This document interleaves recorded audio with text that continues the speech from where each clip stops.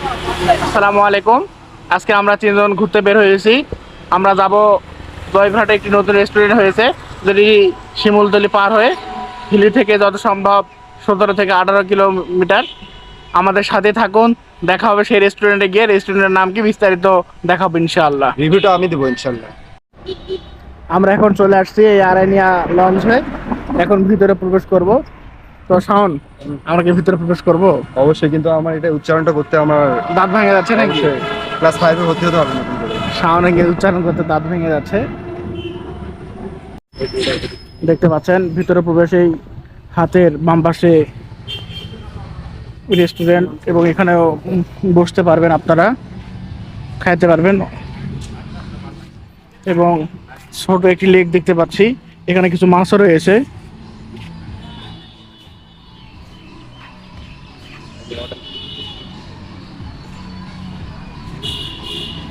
দেখতে পাচ্ছেন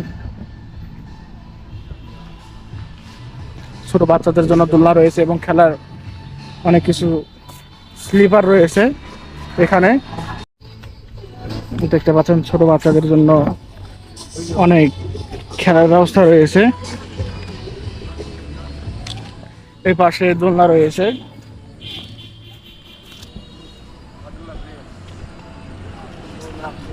দেখতে পাচ্ছেন কাঠগোলাপের গাছ।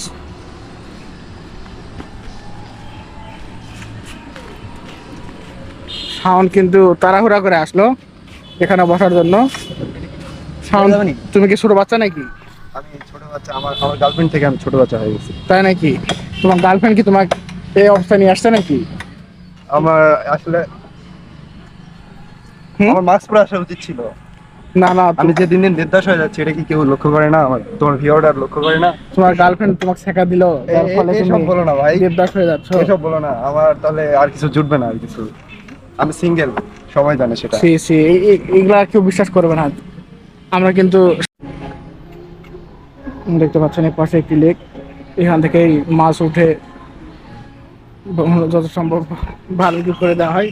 শাওন কি ছবি ওঠাতে ব্যস্ত সময় পার করতেছো? আমি ফটোগ্রাফার, এটা সবাই জানে। কারো যদি ফটোগ্রাফি লাগে অবশ্যই আমাকে নক করবে। তুমি তো তোমার গার্লফ্রেন্ডের ছবি ভালো উঠাতে পারো। না, আমি গার্লফ্রেন্ড সহ আমার যারা জুনিয়র আছো অবশ্যই নক করবা।